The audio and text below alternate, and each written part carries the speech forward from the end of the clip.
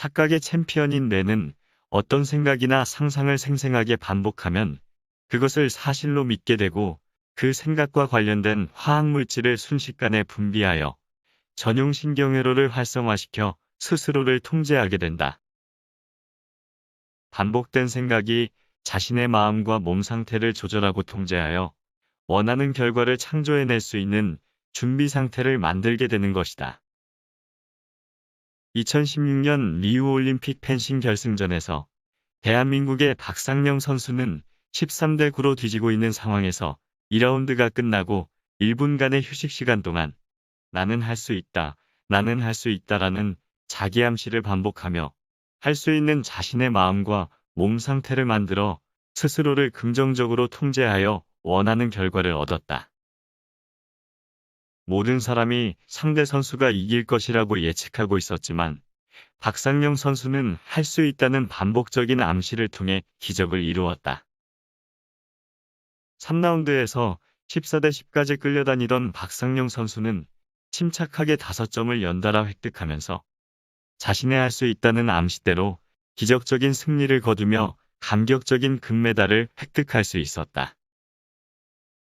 만약 박상영 선수가 현재 뒤지고 있는 상황에만 초점을 맞추고 패배할 것이라는 부정적인 사고를 가지고 경기에 임했다면 자신의 마음과 몸이 패배할 수밖에 없는 상태로 일치되어 경기에 질 수밖에 없었을 것이다.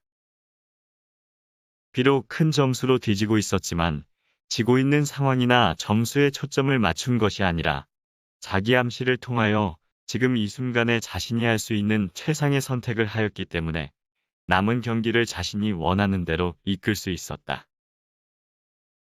14대 10으로 지고 있는 자신이 아니라 지금 현재의 완벽한 자신의 상태를 만들어 남은 경기에 임했던 것이 우승이라는 기적을 만든 탁월한 선택이 되었다. 박상영 선수는 통제할 수 없는 경기 결과를 선택하려 했던 것이 아니라 할 수 있다는 절대 긍정의 신념으로 경기에 임하는 자신의 현재 상태를 선택했던 것이다. 그는 어려운 상황에서도 결코 포기하지 않고 끝까지 할 수 있다는 반복적인 생각으로 할 수 있는 자신의 멘탈 상태를 선택했기 때문에 원하는 결과를 성취할 수 있었다. 자신의 마음과 몸 상태를 할 수 있다는 신념에 일치시켜 모든 자원과 에너지를 할 수 있는 결과를 만들어내는 데 모아져 승리의 기적을 창조해낸 것이다.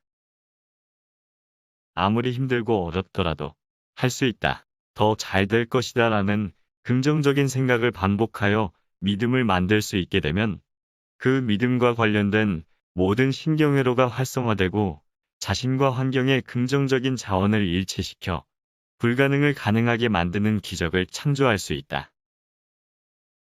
우리 뇌에서는 긍정적인 생각을 하게 되면 엔도르핀 같은 좋은 화학물질을 분비하고 부정적인 생각을 하게 되면 노르아드레날린 같은 독성을 가진 나쁜 화학물질을 분비하여 몸과 마음의 상태를 바꾸게 된다. 반복적인 생각과 상상은 신경성장인자의 작용으로 특정 신경회로의 연결을 광케이블처럼 굵게 강화시켜 특정한 신경적 반응을 일으키는 프로그래밍된 상태를 만든다. 만약에 평소 훈련 과정에서 반복적인 멘탈 트레이닝을 통해 나는 할 수 있다와 같은 특정 언어나 성취적인 행동에 닻을 연결해 놓으면 큰 대회나 중요한 경기에서 그 닻을 작동시키기만 해도 정신과 신체를 최적의 상태로 유지하여 좋은 경기 결과를 얻을 수 있게 된다. 굳이 닻을 작동시키지 않더라도 잠재의식에 있는 할 수 있다는 신념이 모든 신경회로에 직간접적으로 영향을 미쳐 마음이 편안하고 안정된 상태가 된다. 이것이 비국소성의 원리이다.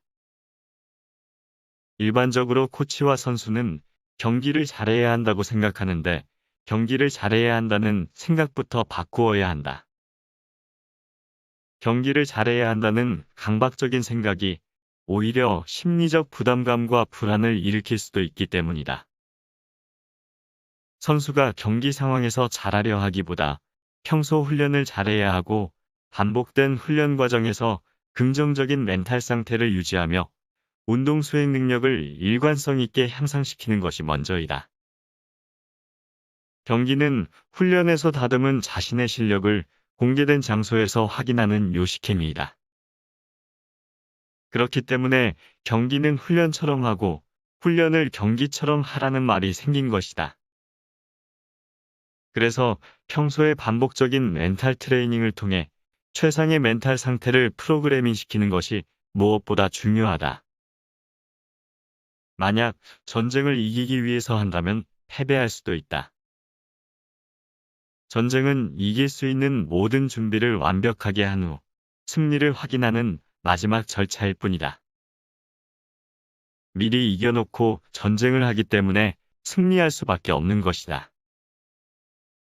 인간의 뇌에는 1000억 개가 넘는 뉴런이 존재하며 이렇게 많은 뉴런에는 타고난 개인의 유전적 정보뿐만 아니라 살아오면서 학습과 경험을 통해 획득한 수많은 자극과 정보들이 복합적으로 얽혀 저장되어 있다. 1000억 개가 넘는 뉴런은 각자 수만 개 이상의 다른 뉴런들과 병렬적으로 신호를 주고받으며 복잡하게 연결되어 있고 이 복잡한 연결 상태를 신경회로라고 한다. 운동학습과 수행에 관련된 반복적인 멘탈 트레이닝을 통해 자주 사용하는 신경회로가 더 굵게 강화되고 뇌의 고속도로와 같은 자신만의 운동신경회로를 만든다.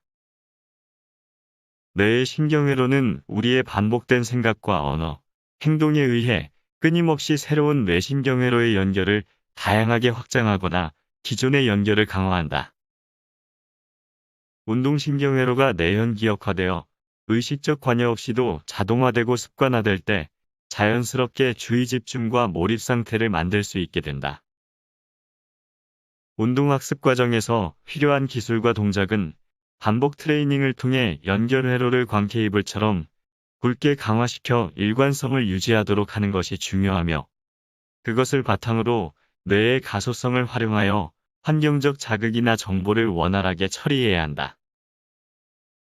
반복적인 훈련 과정과 멘탈 트레이닝을 통해 신체와 멘탈 상태를 완벽하게 만든 상태에서 완전한 조화를 이루어 경기에 임할 때 목표에 초점이 모아지고 몰입된 상태로 원하는 성취 결과를 얻을 수 있게 된다.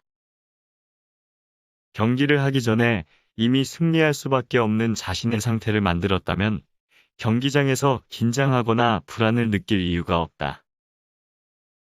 안정된 상태에서 승리를 확인하는 마지막 절차이기 때문에 훈련할 때와 같은 일관성을 가지고 경기에 임할 수 있게 되는 것이다.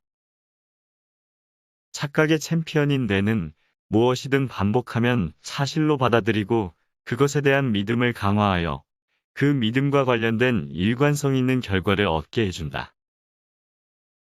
그것이 신체 훈련을 통해 멘탈을 강화한 것이든 멘탈 훈련을 통해 신체의 향상을 가져온 것이든 별로 중요하지 않다. 그 이유는 어느 한 가지를 바꾸게 되면 나머지는 함께 변화할 수밖에 없는 심신상관성을 가지고 있기 때문이다.